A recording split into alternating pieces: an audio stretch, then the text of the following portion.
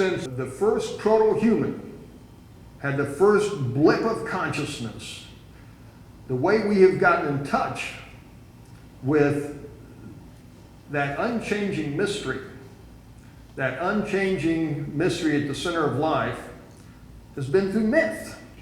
And by that I just mean story.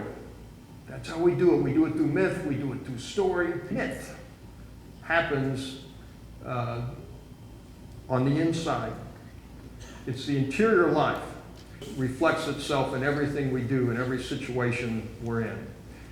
So we're about to take a journey together.